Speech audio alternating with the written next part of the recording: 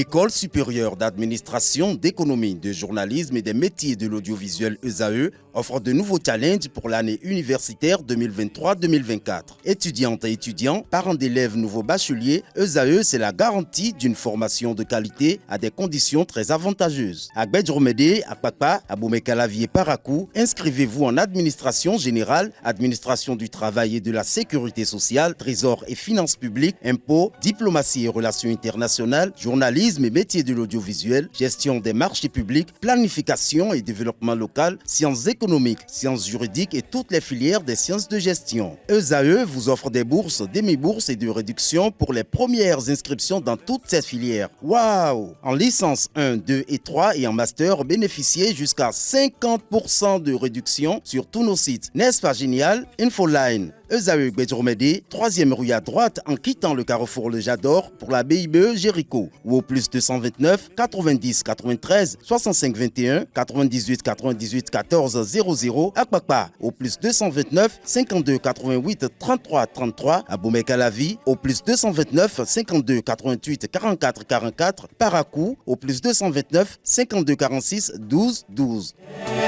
ESAE, l'excellence à un nom. Le panel de discussion, on parle sport ce jour, on parle du déclassement du stade de l'amitié Général Mathieu Kérékou de Cotonou. À cet effet, je suis entouré de Carles Kitome qui nous a rejoint. Bonjour à vous. Bonjour Abdel. Merci d'être à mes côtés. Bonjour à vous, Larius Setondia Diagono. Bonjour Kader. Merci pour l'effort, merci d'être là ce matin. Bonjour à vous également, Kolomoso à nouveau. Bonjour à vous à nouveau, Anel Doui.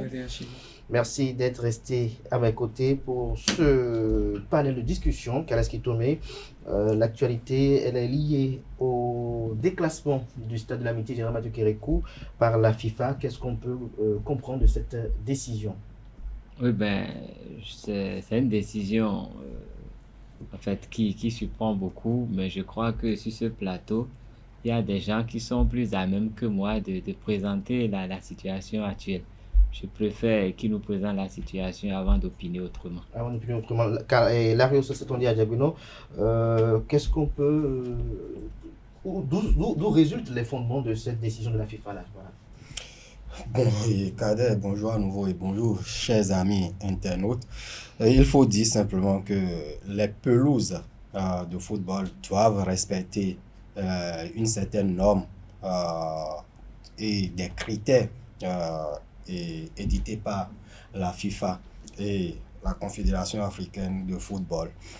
C'est dans ce sens qu'en 2021, nous avons rénové ce stade Général Mathieu Kérékou de Cotonou. Mais moins de 2 ans après, il y a eu des dégradations qui ont été constatées au niveau de... Ces dégradations sont dues à quoi? En juillet déjà... Un mauvais entretien ou... Il y a le mauvais entretien de la pelouse. La pelouse qui s'est complètement détériorée avec le temps. Et si vous faites un tour aujourd'hui au stade Général Mathieu Kérékou, c'est l'état de la pelouse est à l'antipode de ce que nous avons vu le 10 juillet 2021 lors de cette finale de la Coupe de la Confédération entre Raja de Casablanca et la JSK de l'Algérie. Hormis l'état de la pelouse, la CAF en juillet 2023 a déjà envoyé à la Fédération béninoise de football des demandes pour mettre aux normes le stade Général Mathieu Kérékou de Cotonou. Nous sommes des journalistes sportifs et quand vous faites un tour au stade Général Mathieu Kérékou de Cotonou, ce n'est pas toujours confortable que nous accomplissions notre métier. Oui. Donc c'est juste pour parler de l'absence d'une tribune de presse digne de nom comme le souhaitent les instances fêtières du football mondial. Et dans la correspondance envoyés au Bénin par la Confédération africaine de football, il y a 8 points, ou pour ne pas dire 9 points, qui ont été évoqués pour permettre à ce que le stade général Mathieu Kérékou de Cotonou se conforme à ce qu'il y a de plus beau dans le giron du football mondial. Ces points vont de l'environnement de la pelouse. J'ai déjà parlé de ça, de l'environnement de la pelouse, surtout du gazon qui est installé sur la pelouse, à l'éclairage. Il y a l'éclairage également qui a été épinglé par la FIFA, la CAF. Et, on parle également de l'environnement. C'est que les alentours du stade, il y a d'autres infrastructures qu'il faut installer. Les vestiaires, il faut mettre les vestiaires aux normes. À ce que j'ai appris, les joueurs glissent même dans les vestiaires quand ils veulent sortir. C'est-à-dire que le carreau qui a été mis dans les vestiaires ne sont pas adaptés pour que des footballeurs qui sont en crampons puissent marcher sereinement sur le stade. Vraiment, il y a quand c'est une batterie de demandes que l'instance fêtière du football africain a envoyé à faire au Bénin pour se mettre aux normes son stade. D'ailleurs, c'est le seul que nous avons au pays. Alors, Kolomoussou, selon vous, est-ce que cette décision paraît justifiée? Bien sûr, Kader, pour moi, cette décision paraît justifiée parce que c'est le seul stade que nous avons d'ailleurs. Et quand vous avez une seule chose, il faut bien en prendre soin. Vous estimez qu'on n'en prend pas assez soin, c'est ça? Bien sûr, parce que notre stade, nous l'avons rénové il y a quelques temps, mais après, quand vous voyez l'état actuellement, franchement, ce n'est vraiment pas agréable pour des joueurs professionnels qui vont jouer sur cette pelouse-là, et les gradins aussi, c'est véritablement pas en ordre. C'est véritablement pas en ordre selon vous. Moi, il y a les jeux africains qui se passent au Ghana actuellement, et nous avons l'université d'Accra qui abrite tout un complexe sportif. Pourquoi ne pas faire un truc pareil au Bénin et véritablement dépenser de l'argent pour avoir un truc vraiment potable? Pour avoir quelque chose de renommée internationale quand même, Alain Dou. Effectivement, Larius Ajagüeno l'a dit tout à l'heure, quand vous voyez les 8 points que la Confédération a envoyé à la Fédération, déjà pour justifier ce déclassement, en quelque sorte, vous vous demandez à quoi l'investissement qui a été fait au stade a servi. Un stade qu'on réfectionne il y a 2 ans seulement, et autant de points, des points qui prennent en compte tout ce qu'il y a presque dans le stade, partant de la pelouse au vestiaire, la tribune de presse. Est-ce que vous pouvez nous lire rapidement ces points-là? Ok, je vous fais lecture. C'est une batterie, ça va prendre. Juste des titres. Les titres, les 8 points. Le premier point, les environnements du terrain de jeu. Deuxième point également, les équipes et officiels de la CAF, notamment par rapport au vestiaire de l'équipe hôte et de l'équipe visiteuse. On a le côté médical, donc notamment les infrastructures pour assister les joueurs rapidement. Il y a la zone réservée aux spectateurs, les entrées et les sorties du public et tout. 6e point, il y a la zone réservée aux médias, notamment la tribune de presse et autres. Il y a les domaines de la télévision et de la radiodiffusion, les positionnements des caméras, les infrastructures adaptées pour cela. 8e point, il y a les sites d'entraînement qui sont exigés également. Donc quand vous voyez tout cela, vous vous demandez autant de milliards engloutis pour réfectionner le stade 2 ans seulement après, et on nous liste tous ces points. C'est comme si rien n'a été fait.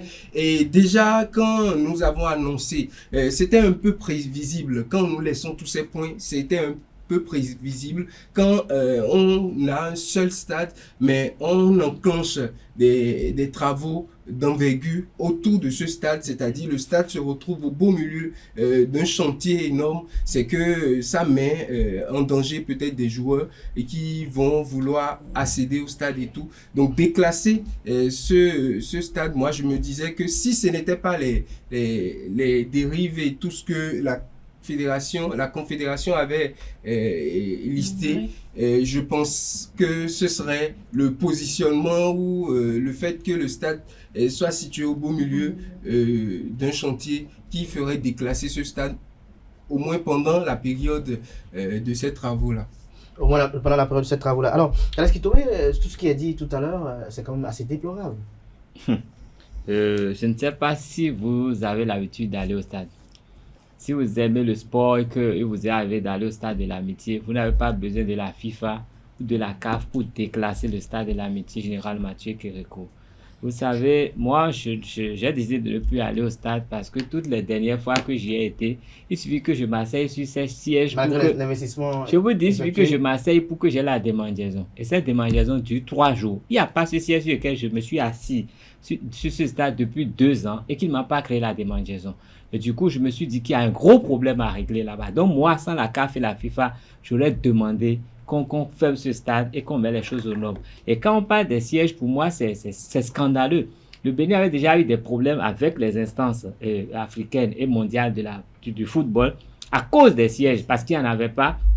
Je crois qu'on a mis des sièges, on a changé 2 ou 3 fois avant que les sièges ne soient acceptés. Et ces sièges, peu de temps après, nous créent des dommages. Pour moi, c'est scandaleux et ceux qui font le football au Bénin, ils doivent se remettre en cause. C'est bien qu'il faut gagner de l'argent quand on a une activité, mais il faut garantir l'environnement qui permet à cette activité de prospérer, qui permet de protéger les athlètes c'est à leur sueur qui gagnent de l'argent. Ils roulent grosse carrosse parce que les autres souffrent sur le terrain. Donc il faut au moins permettre à ces personnes de garder leur intégrité. Et il faut savoir que si les instances continentales et mondiales s'occupent de la normalisation, sinon de mettre les stades aux normes, c'est parce qu'il y a eu des antécédents, il y a eu des problèmes. Il y a eu des scandales. Nous pouvons savoir qu'au Brésil, il y a eu des problèmes sur des stades. Le Maracana a réduit sa capacité parce qu'il y a eu des incidents qui ont créé beaucoup de morts. On se rappelle en France, le stade de Bastia, il y a eu des morts parce que des tribunes s'étaient effondrées. C'est des choses qui se passent. Il y a eu le stade de Furiani pour une finale de l'Euro Champions League où il y a eu beaucoup de morts. Donc à partir de ces incidents, les instances ont quand même mis en place des critères pour garantir la sécurité des spectateurs. Donc la première chose à faire, c'est que la pelouse soit aux normes. S'il y a des nids de poules sur la pelouse, les joueurs vont se fouler la cheville et ça peut mettre fin à leur carrière. En dehors de là, il faut que l'espace sur lequel ils s'échauffent aussi soit aux normes. Les vestiaires, les toilettes. Quand vous allez au stade de l'amitié et que vous avez envie d'uriner, je vous jure qu'il faut mieux aller chez vous. Parce que quand vous entrez dedans, d'abord, ça ne fonctionne pas pour la plupart. Et quand vous prenez le risque d'y aller parce que vous ne pouvez pas, c'est que vous êtes reçu par beaucoup de choses vraiment désagréables. Et là où on fait la cabine de presse, non, je ne vais pas dire cabine de presse, la salle de presse. La salle de presse aussi doit être aux normes. Pour le moment, je crois que notre salle de presse, mais ce n'est pas ça. Oui, ce n'est pas ça les normes. Et la sécurité, comment est-ce qu'on assure la sécurité sur le stade par rapport au nombre d'entrées? Comment on ouvre les entrées? Tout ça, il doit y avoir des gens qui s'occupent vraiment de ça. Je me rappelle, j'étais tout petit quand ce stade-là était tout nouveau. Et j'étais allé pour suivre un match. C'était une finale entre Requin Dragon il y a très longtemps. Je ne me rappelle pas l'année. Mais qu'est-ce qu'on avait remarqué? Tout de suite, au coup de sifflet final, à peine 5 minutes après, ils ont déclenché un système qui arrosait le stade. Donc, les joueurs qui traînaient sur la pelouse étaient obligés de fuir parce qu'il y avait de l'eau qui venait de partout. Maintenant, je crois que tout ça, là, je ne sais plus si c'est toujours opérationnel. C'est opérationnel. Au moins, le système d'arrosage est opérationnel. Ce que moi, je veux dire, il faut qu'on ressente un peu le sujet. Le sujet, c'est le déclassement du stade Général Mathieu Kérékou de Cotonou. Quelles sont les causes? Et que faut-il faire? Oui, que faut-il faire? Avant d'aborder ce qu'il faut faire, on va quand même suivre cet élément témoin qui a été réalisé par une équipe de la rédaction, notamment Francis Fahmi et Anel Dohou, qui se sont promenés dans la ville de Cotonou afin de recueillir quelques impressions de citoyens lambda sur cette actualité d'envergure. Comment on peut débloquer des dizaines de milliards et on veut me dire encore qu'on va déclasser le terrain? Non, c'est grave. Ça veut dire que nous, on ne peut plus supporter notre équipe. Déclasser notre stade de l'amitié, vraiment, on ne sait même pas c'est sous quel gouvernement? C'est sous le gouvernement du Talon même que ça là s'est passé. Ça me fait un peu peur. C'est une honte. C'est une honte. Nous n'avons pas grand-chose à dire, mais c'est une honte. Ça m'a attristé parce que l'État a mis beaucoup de moyens là pour renouveler ce stade-là. Stade omnisport, stade olympique, stade de l'amitié, qui était un stade olympique. Mais à cause des travaux initiés sur le terrain, la FIFA ou la CAF a déclaré stade malpropre à utiliser.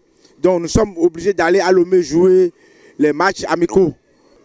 Je me demande si je suis encore béninois. Et ça me fait tellement beaucoup pleurer que, après avoir géré le Bénin pendant 8 ans, et on a débloqué des milliards pour réfectionner le stade de l'amitié, à ma grande surprise, on vient de déclasser le terrain. Ça veut dire que nous allons fermer les écoles et les universités et aller déposer les clés. Pourquoi ne pas mener les projets de marché là au rôle des arts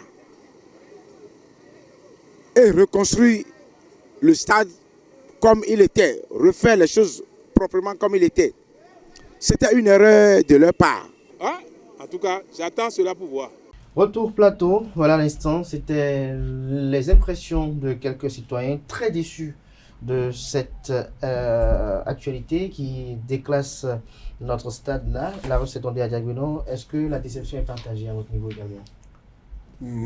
Déception, oui, même moi je vais mettre un bémol. Est-ce qu'il y a de l'amertume dedans? Oui, l'amertume, oui. Parce que, pourquoi l'amertume? En 2013 déjà, ce stade a été rénové. Ce stade a été rénové avec l'installation des sièges. Avec l'installation des sièges dans les tribunes. En 2021, le stade fait à nouveau peau neuve. Et moins de 2 ans, on décide, où la FIFA et la CAF constatent maintenant que notre stade n'est pas aux normes. Et quand vous faites juste un rétro dans un passé pas si lointain, le Bénin et le Nigeria étaient en lice pour abriter la Coupe d'Afrique des Nations 2025. 2025 était candidat pour abriter. Que s'est-il passé dans ce laps de temps? Et c'est pourquoi je disais tout à l'heure qu'il faut savoir la cause. Et la cause selon vous c'est quoi? La cause c'est d'abord pour moi l'incompétence de ceux qui ont la gestion de ce stade. Parce que un stade qui est rénové à coût de milliards, 13 milliards environ, ont été débloqués pour la rénovation du stade. On nous a dit que l'investissement, le plus gros investissement, a été consenti sur la pelouse. Et déjà, moins d'1 an après, on a déjà commencé par constater la dégradation du terrain. Donc, si les responsables, ceux qui ont à charge de gérer les stades du Bénin, avaient pris leurs dispositions pour l'entretien, est-ce que les recommandations de l'expert espagnol qu'on a invité ici pour la pelouse, moi je parle d'abord de la pelouse, pour installer cette pelouse, est-ce que des toilettes, de la cabine de presse, est-ce que les recommandations de l'expert ont été prises en compte pour l'entretien et la maintenance de la pelouse? Maintenant, parlons des vestiaires et autres. C'est déjà en l'état avant que la CAF même n'accepte que le stade était homologué. C'était déjà comme ça. C'était déjà comme ça. Maintenant, parlant des toilettes, moi je peux dire qu'il y a un effort qui a été fait à ce niveau lors de la rénovation. Parce qu'on a des toilettes propres maintenant au stade Général Mathieu Kérékou de Cotonou. L'époque où mon cher ami Cal allait au stade et avait de la peine à se rendre dans les toilettes pour se mettre à l'aise, l'époque là est révolue. Maintenant, au niveau des tribunes. Je l'avais déjà cité, la tribune de presse n'hésite pas au stade Général Mathieu Crékou de Cotonou. On a juste mis des tables, on a enlevé des sièges, on a mis des tables là pour permettre aux journalistes de s'asseoir et de travailler. Donc ça n'existe pas. C'est pas commode. Ce n'est pas du tout commode. Mais il faut préciser, quand le stade était homologué, il y avait 21 autres pays dont les stades n'étaient pas homologués, dont le Togo, que l'un des intervenants dans l'élément témoin a cité. Le Togo, le Burkina, le Niger. Il faut dire, c'est avec pincement au cœur que je parle de ça. Parce que Anaël a évoqué quand même une situation. Est-ce que les travaux autour de la ceinture du Stade de l'Amitié n'ont pas conduit à cette négligence qui a amené cette situation que l'on déplore? Moi, je vais demander qu'est-ce que nous voulons. Sur ce point-là, je vais demander qu'est-ce que nous voulons. À un moment donné, pour la sécurité autour du stade, l'État a décidé d'octroyer des espaces à des privés pour l'ouverture de boutiques ou autres bureaux. On a dénoncé ça, que dans aucun stade au monde, ça ne se fait. Mais nous avons nos réalités ici. Moi, j'ai résidé dans la zone du stade de l'Amitié. À une époque donnée, à 19h30 à 20h, tu ne peux pas circuler dans les environs du stade. Mais le fait qu'on a ceinturé ce stade, ça a permis de régler un problème d'insécurité dans la zone. Mais quand ils ont fait ça, il y a des débits de boissons qui ont été installés. Des lieux d'approvisionnement. Oui, mais à chaque rencontre internationale, et il y a un communiqué qui est lancé pour demander la fermeture le jour du match de ces débits de boissons. Et c'était respecté. Maintenant, l'État a décidé, le gouvernement a décidé de réhabiliter un peu l'endroit en détruisant certaines infrastructures pour ériger d'autres.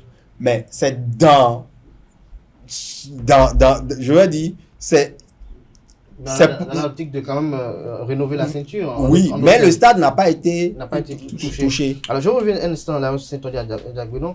Alors Colombe Moussou, à qui incombe finalement cette responsabilité de ce que nous déplorons ce matin? Carnet, moi je dirais d'abord la responsabilité, moi je l'inflige à la fédération, ensuite aux instances, au gouvernement. La fédération, ma chère consoeur, la fédération n'a pas la gestion du stade de l'Amitié. Le stade de l'Amitié est géré par l'Office béninois de gestion des stades du Bénin, ou l'Office de gestion des stades du Bénin, OGSB. C'est l'Office de gestion des stades du Bénin qui a en charge tous les stades. Revenons sur ce que mon aîné a dit tout à l'heure. Déjà, pour la ceinture autour du stade, vous savez, quand on veut construire autour d'un stade, je pense qu'un pôle peut être construit après un autre pôle, de façon à ne pas complètement mettre en œuvre des travaux de sorte à isoler ce stade ou bien à rendre l'accès à ce stade un peu dangereux pour des joueurs. Maintenant, quand nous sortons de cela et que nous abordons la gestion de ce stade, on l'a dit tout à l'heure, c'est le même stade qui a été annoncé conforme déjà. Donc cela veut dire que si aujourd'hui c'est dans cet état, c'est parce que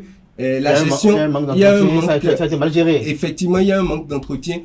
Mon aîné a insisté sur la pelouse tout à l'heure. C'est le centre de tous les débats. Vous savez, j'ai regardé des reportages dernièrement sur le monsieur qui s'occupait, le jardinier principal qui s'occupait, pas du stade, de notre stade de l'Amitié, mais de grosses équipes hors du pays, sous d'autres continents. Vous voyez, le bureau de ce jardinier est plus gros que notre studio. C'est-à-dire qu'il a tout, il a tout pour améliorer, et il dit qu'il suit des cours juste en jardinage pour rendre ce stade au top tout le temps. Il a la main d'œuvre qu'il a, c'est des centaines de personnes qui travaillent là. Cela voudra dire que si nous n'essayons pas d'atteindre un certain niveau où celui dont mon aîné parle tout à l'heure, qui s'occupe de la gestion de notre stade de l'Amitié, nous le connaissons. Nous n'allons pas dire que les conditions et le temps qu'il consacre à l'entretien là, c'est ce qu'il faut. Gestion et entretien, ça ne veut pas dire la même chose. Le Bénin est défaillant. Gestion et entretien, ce n'est pas la même chose. Parlons justement de ça. Quand nous sommes dans une maison, ce sont nos parents, c'est le père qui a la gestion de la maison. Mais il y a les enfants qui sont là.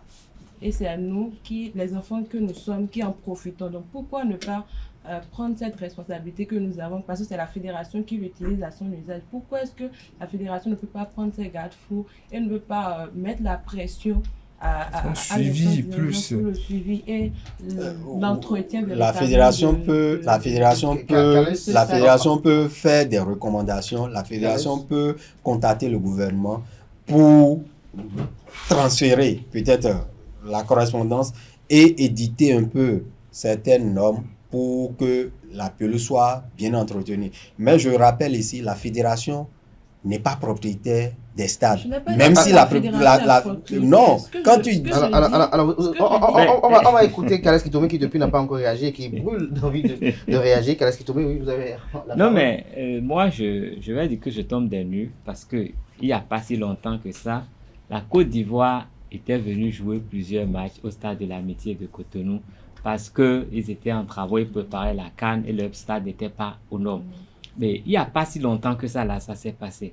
Et tout de suite, là, mais je vais faire une petite remarque. Je ne me rappelle plus la date, mais j'ai suivi ce match-là, Bénin-Tanzanie, où le Bénin a été battu 1-0 ici sur ces installations.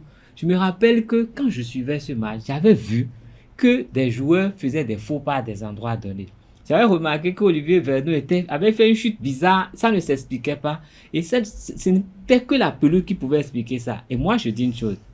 Si nous sommes responsables, nous n'avons pas besoin d'attendre que des instances réagissent pour corriger ce qu'il y a. Les joueurs voulaient le championnat. Donc, nous-mêmes, la fédération pouvait déjà faire, même les clubs pouvaient se plaindre, et la fédération pouvait faire des recommandations pour que des choses soient corrigées à gauche et à droite. Il y a des creux actuellement, il y a des creux. C'est pas actuellement, c'est que ça s'agrandit, et il y en a de plus. Lorsque l'on connaît un peu la rigueur du régime en place, sa façon de gérer les choses, est-ce qu'on peut espérer que les têtes tombent face à ce qu'on peut qualifier même de scandale? Bon, vous savez, nous sommes en 2024. Et 2026, c'est à côté. Les têtes peuvent tomber. Mais à partir de maintenant, c'est délicat. C'est tellement délicat, il y a tellement d'intérêt en jeu que même si on veut bien faire, on ne peut pas faire tomber les têtes comme on veut. On peut donner des instructions pour que ça soit corrigé. Mais que des têtes tombent, ça va être difficile. Maintenant, là, il y a une chose. Les gens qu'on met là-bas, est-ce qu'ils sont compétents? Est-ce que celui qui s'occupe... Non, je connais des gens qui étudient rien que ça. Hein? Est-ce que celui qui gère, il a toute la compétence? Est-ce qu'il se met à jour? Est-ce que dans son équipe, on a pu mettre des compétences pour le compléter? Pour la gestion de la pelouse, est-ce que ceux qui le font là, ils ont vraiment appris à faire ça? Est-ce qu'ils ont une expérience? Est-ce qu'il y a des moments donnés, ils sortent pour aller voir, pour aller en stage sur cette pelouse qui sont vraiment irréprochables, pour apprendre et revenir? Je crois que c'est comme ça qu'on grandit. Donc je crois que le dispositif, ça commence déjà par la gestion, mais les clubs, la fédération et le gouvernement doivent y mettre de l'argent, sinon ça ne pourra rien donner. Mais Kola Moussou, les Bénins ont besoin que les têtes tombent pour qu'on sache véritablement. À cette allure, les nouveaux stades vont devenir quoi? Non, écoutez, non, Cadet, nous avons un joyau que nous n'avons pas entretenu. Maintenant, nous en avons ajouté, je crois, 22, non? 22. Et les 22 là deviennent quoi? Ça va être pire. Nous avons construit 22 stades, mais ces stades ne nous servent véritablement pas. Non, je pense que... Je ne vais pas dire que ne servent pas. Il faut que nous ayons la capacité. Je préfère avoir une maison qui est bien entretenu d'avoir 4 maisons qui sont des poubelles. Pour moi, Kales, pourquoi construire 22 stades pour le championnat et ne pas amasser cet argent-là pour construire un ou deux stades? Vous avez dit pour le championnat. Non, il y a des fois dans ce qu'elle dit. On pouvait en avoir très peu qui sont très bons que d'avoir plein ou dans 2 ans. Oui, mais dans 2 ans, lorsqu'on investit, on n'entretient pas. Mais c'est ce que je suis en train de... Je préfère avoir une seule maison, une petite villa que j'entretiens bien, que d'avoir 4 immeubles où personne n'a envie d'entrer. Vous parlez de tout un pays. Vous parlez quand même de plus de 50 clubs. Eux tous ne peuvent pas jouer sur le stade. On n'a jamais dit ça. Maintenant, les 22 stades qui ont été construits, c'est des stades à la limite que d'autres appellent des stades d'entraînement. C'est des stades pour nos clubs. L'équipe nationale ne va pas jouer là-bas. L'équipe nationale joue au stade de l'Amitié. Les terrains qu'on a construits, c'est pour rendre... Vous n'arrivez pas à entretenir ce qui est à coût de dizaines de milliards et le reste, comment on fait? Ce n'est pas la même chose. C'est pas une condamnation. C'est des pelouses synthétiques. C'est pas une condamnation. C'est pas une condamnation.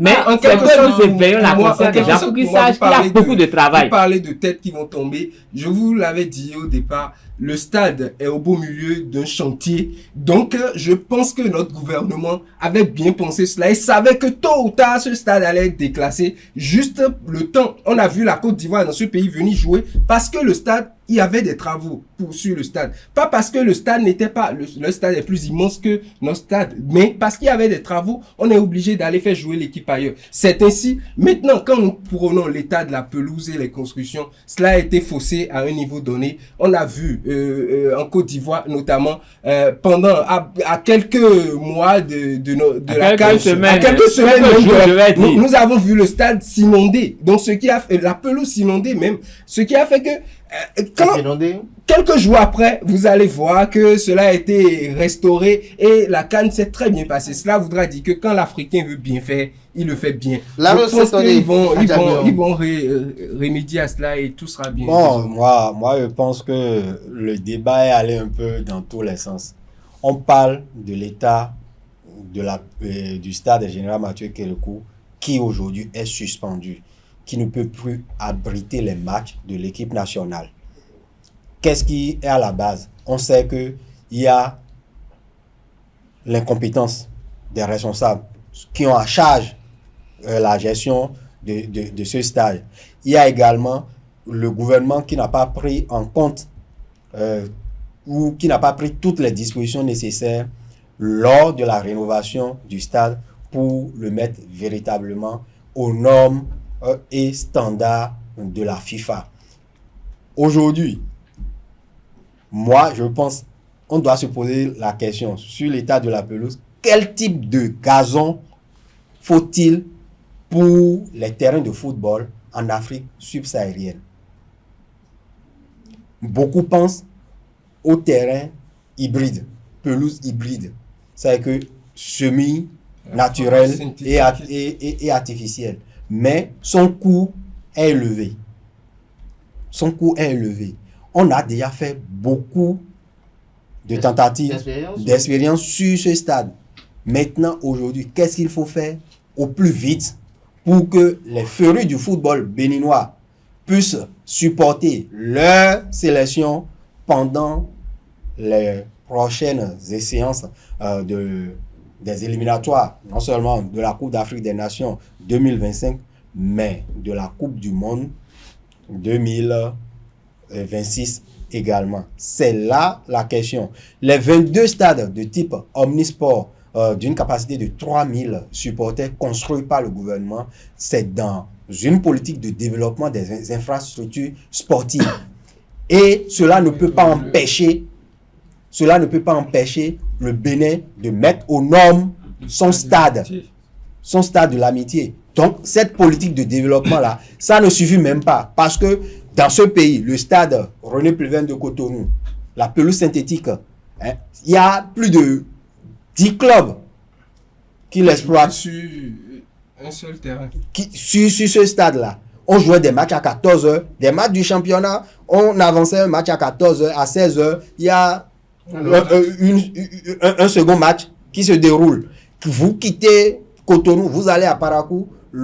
Parakou a un seul terrain digne du nom, le terrain municipal de Parakou, et c'est exploité par tous les clubs de cette ville à statut particulier. Et oui, il y a les clubs de l'élite, les clubs de la Ligue alimentaire, les clubs féminins, et tout le monde exploite ce stade. Donc le fait que le gouvernement ait construit depuis quelques années que les 22 stades de type omnisport, ça a permis que Aspa, qui recevait sur la pelouse synthétique du stade René Pleven, s'est exilé à Tofor.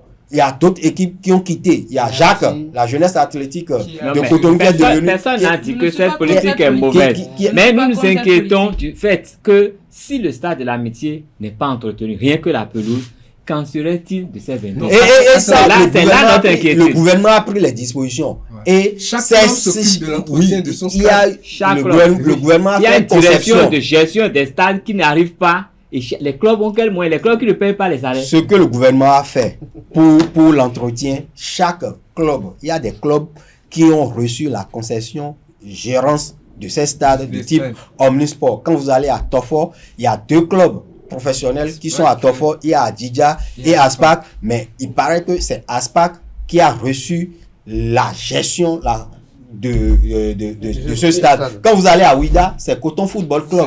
Quand vous allez à Kobe, c'est Ayema qui s'occupe de l'entretien alors allez-y, regardez quand un club on affecte ce que vous dites c'est normal, mais il ne faut pas que la politique le fait qu'on a construit 22 stades de type Omnisport n'a aucune influence, selon moi, sur l'entretien et la gestion. Nous n'avons jamais dit ça. Nous nous inquiétons du fait que cela puisse être bien entretenu si le stade de l'Amitié n'est pas bien entretenu.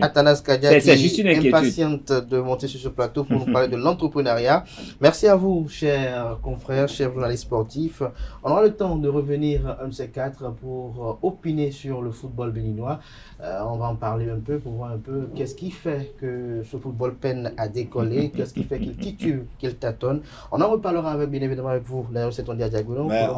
On peut faire une digression pour parler du stade Charles de Gaulle de Porto-Novo, qui a été rénové également et qui est dans un état piteux.